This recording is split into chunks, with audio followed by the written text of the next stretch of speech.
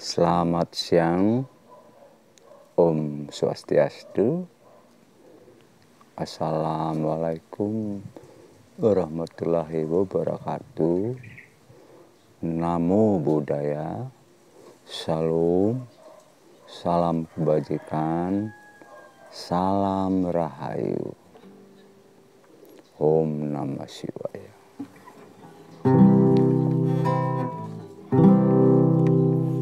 Dalam video kali ini, sebagai anak bangsa, sebagai orang Indonesia, saya merasa terpanggil. Ingin sekedar menyumbangkan sebuah gagasan, sebuah pemikiran bagaimana membuat bangsa ini maju ke depannya. Bagaimana mencapai Indonesia emas di tahun 2045. Karena saya suka spiritual, saya sedang mendalami spiritual, saya mulai belajar spiritual, saya mencoba melihat persoalan bangsa ini dari sisi spiritual, dari sisi hakikat, bahkan lebih jauh lagi dari sisi ma'rifatullahnya. Oke, jadi saya akan mencoba memberikan sebuah pemikiran dari segi spiritual, bagaimana cara mencapai Indonesia emas di tahun 2045. Oke.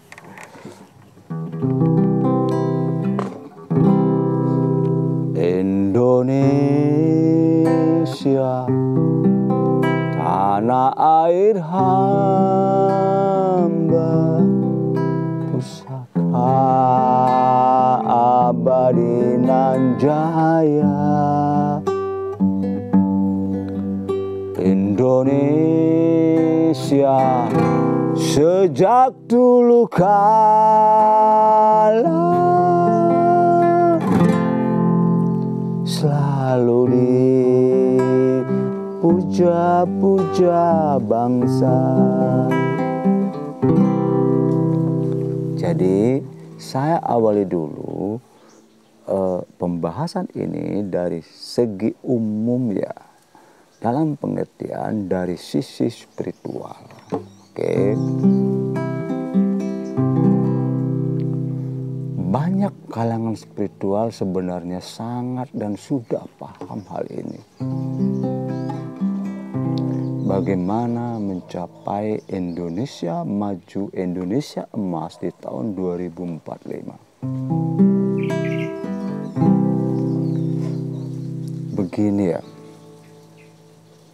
Indonesia jika benar-benar ingin mencapai Indonesia emas di tahun 2045 itu ada 3 syarat utama 3 syarat pokok.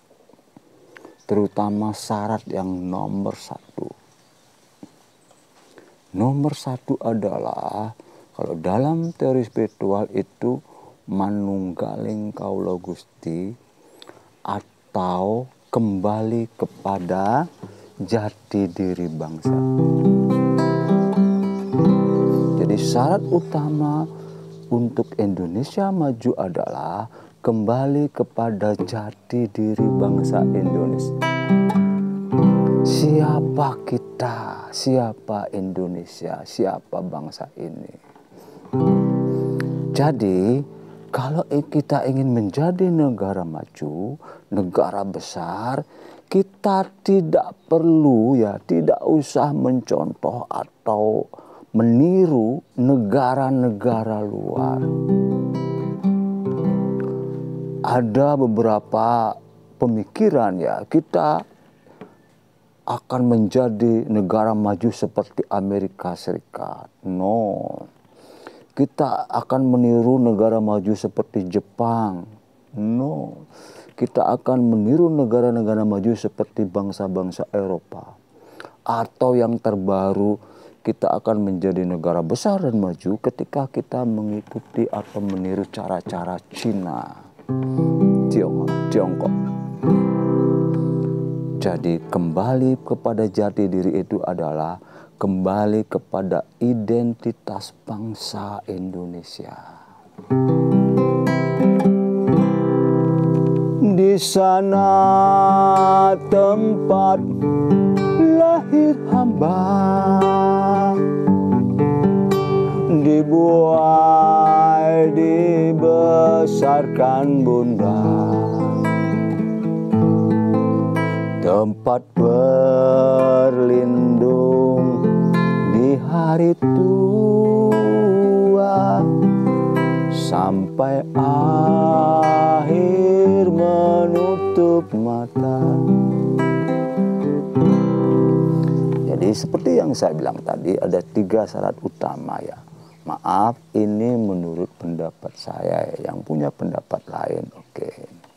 Jadi sebelum sampai menyampaikan syarat kedua dan ketiga, saya ingin ini dulu ya. Saya ingin sedikit mengawali sedikit bahwa ide ini atau keberanian saya mengungkapkan ini adalah itu kemarin sekitar 1 bulan lalu ya. Saya menonton sebuah, tiba-tiba ya di channel TV itu ada kongres Partai Perindo ya. Itu milik orang Tionghoa, milik Haritanu Sudibyo ya. Di sana saya tiba-tiba saja ingin mendengar sebuah pidato dari Ketua Umum Partai Perindo yang baru, yaitu seorang anak gadis ya, anak perempuan kecil, anak perempuan yang menurut saya itu aura energinya, kodamnya, karomahnya lumayan bagus ya. Jadi dalam pidato singkatnya saya mendengar bahwa sebenarnya ya, jika saja si Angela ini ingin zona nyaman, dia orang kaya, dia anak bos, dia ingin tetap pada dunia bisnisnya, dia akan sangat-sangat tenang, saudara. Jadi dalam pidato itu, dia tahu persis bahwa dunia politik itu adalah dunia yang tidak ramah, dunia yang kejam, dunia yang penuh dengan kontroversi. Tapi dia memberanikan diri, kemudian sampai pada titik dia ingin berpolitik. Karena apa? Itulah yang membuat saya sampai membuat video ini. Salah satunya ya karena kecintaannya kepada Indonesia, kecintaannya kepada bangsa ini. Sebagai seorang minoritas, bagaimana seorang Angela Tanusubio ini memutuskan, memberanikan diri untuk ikut dalam dunia politik karena kecintaannya pada Indonesia, karena ingin membangun Indonesia, karena ingin membuat Indonesia maju, dan karena dia ingin suatu saat nanti anak cucu kita, ya saya tambahkan ini ya, akan menikmati Indonesia yang damai. Di sana tempat lahir hamba. Jadi saya juga membuat video ini karena kecintaan saya kepada Indonesia. Sebagai orang kampung ya dari sebuah kota kecil di Bali ini, saya juga sudah merasa cukup nyaman, damai. Saya sebagai lawyer ya secara umum saya sudah damai, tapi saya memberanikan diri, ada sejenis ini ya, sejenis wangsit kalau menurut saya ya, untuk menyampaikan ini, untuk sedikit berpartisipasi dalam membangun bangsa ini. Jadi saya lanjutkan, syarat pertama tadi adalah kembalilah kepada jati diri bangsa. kita akan menjadi bangsa besar, bangsa maju, Indonesia emas itu dengan tidak meniru cara-cara orang Amerika, dengan tidak meniru cara-cara orang Jepang, dengan tidak meniru cara-cara orang Tiongkok.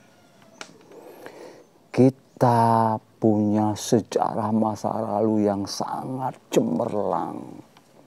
Apa itu? Kejayaan Majapahit, kejayaan Nusantara. Sejarah telah menunjukkan kepada dunia bahwa masa jayanya kerajaan Majapahit itu sangat luar biasa pengaruhnya di dunia, terutama di Asia. Jejak peninggalan kebesaran Majapahit itu sampai kepada negeri-negeri tetangga di Asia, bahkan ke Champa, ke Thailand, bahkan sampai ke Afrika Selatan. Bagaimana kebesaran bangsa Majapahit? Kalau kita semua membaca kembali sejarah ya, bagaimana kehebatan kedikjayaan pasukan Majapahit dalam menguasai samudra, dalam menguasai lautan, dalam peperangan, bahkan tentara Cina yang sangat maju pada saat dulu dapat ditaklukkan oleh kerajaan Majapahit. Jadi intinya adalah bahwa untuk kita maju menjadi negara besar, negara makmur, gemah ripah loh jinawi seperti zaman kerajaan Majapahit di abad ke-13 dan ke-14 itu adalah kembali kepada jati diri bangsa. Kembalilah kepada jati diri Nusantara. Di sana tempat lahir hamba, dibuai dibesarkan bunda, tempat berlindung di hari tua, sampai akhir menutup mata. Itu syarat utama kembali kepada jati diri bangsa. Syarat kedua yaitu adalah kembali kepada Pancasila. Lebih dekat ya, itu jati diri bangsa, kemudian kembali kepada jati diri Pancasila. Ketika kita kembali kepada Pancasila, artinya kita juga harus kembali kepada Undang-Undang Dasar 45. Jadi kalau secara spiritual ya, secara spiritual Pancasila dan Undang-Undang Dasar 45 itu adalah satu kesatuan. Itu tidak dibuat sembarangan. Ada intervensi dari leluhur-leluhur Nusantara. Ada intervensi dari, mohon maaf ya, kekuatan taksu Nusantara. Bagaimana Pancasila itu dicetuskan, diciptakan oleh Bung Karno itu juga berdasarkan atas suatu tapa brata, suatu tirakat, suatu yang bersifat, mohon maaf ya, sakral. Jadi setelah kembali kepada jati diri, kembali kepada Pancasila dan Undang-Undang Dasar 45, syarat yang ketiga yaitu sila ketiga dari Pancasila. Bersatu kita teguh, bercerai kita runtuh. para pemikir bangsa, para politikus, para elit politik sebenarnya sudah tahu hal ini. Kalau kita bersatu, sekali lagi ya, kalau kita bersatu, tidak ada satu negara pun yang akan bisa mengacaukan kita. Tidak ada satu bangsa pun yang berani kepada kita. Persatuan ini sangat-sangat urgent ya, sangat-sangat penting dan sangat-sangat menentukan keberhasilan bangsa ini. Kenapa? Sejak zaman penjajahan dahulu, sejak zaman kerajaan Kutai, kemudian Tarumanegara, Sriwijaya ini, ketika bangsa Nusantara ini bersatu, seperti zaman Mojopahit, kita pasti jaya, kita pasti gemari paloh Cina. Belanda atau para penjajah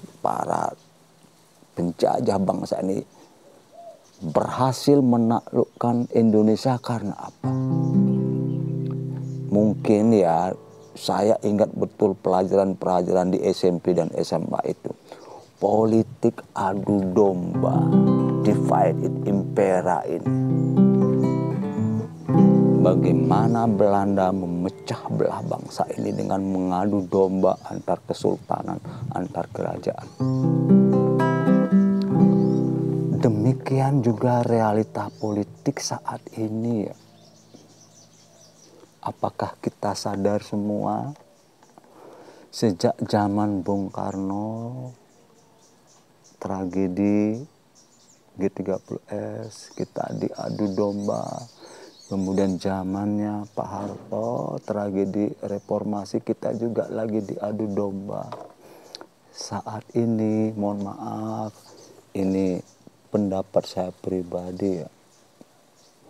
Kita juga sedang diadu domba oleh kekuatan asing.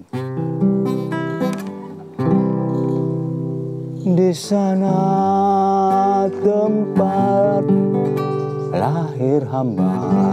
Saya sangat sedih ya, menyaksikan televisi, media sosial, bagaimana kita diadu domba saat ini.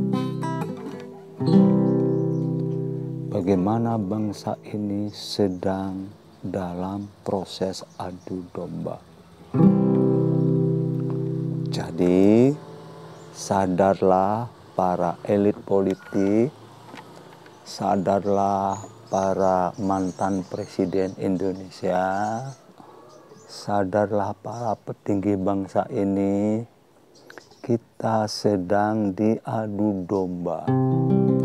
Kita sedang dipecah belah oleh sebuah kekuatan asing. Saya agak sedih ya melihat atau menyaksikan fenomena ini. Dari Mahkamah Konstitusi yang akhir ini, kemudian putusan ini, ada demo mahasiswa yang mulai semarak, kemudian juga ada lagi viral juga menyangkut permasalahan agama ya. Jadi seperti tadi, kembali kepada jati diri bangsa, kembali kepada Pancasila, kembali kepada undang-undang Pancasila dan undang-undang. Syarat ketiga adalah sila ketiga, bersatulah bangsa ini. Jadi sementara itu dulu ya video saya kali ini. Saya nanti akan membahas secara spiritual bagaimana cara-cara, bagaimana lagi lebih mendalam membuat bangsa ini gemah ripah loh Cinawi, toto tentrem kerto raharjo. Zaman Majapahit sudah bisa membuktikan bagaimana kita bersatu. Pada saat zaman Majapahit itu ya ada dua aliran terutama spiritual besar, yaitu agama Siwa Hinduisme dan agama Buddha. bagaimana dua agama besar ini bisa disatukan menjadi agama Siwa dan Buddha. Sehingga kejayaan Majapahit itu berlangsung hampir 1 dekade ya. Sejak puncaknya yaitu di zaman Prabu Hayam Wuruk. Oke, sementara sekian dulu. Dalam video berikut saya akan membahas secara lebih detail, secara spiritual apa yang akan terjadi di bangsa ini. Oke, salam Rahayu, Om Santi, Santi Santi Om, Om Namah Shivaya.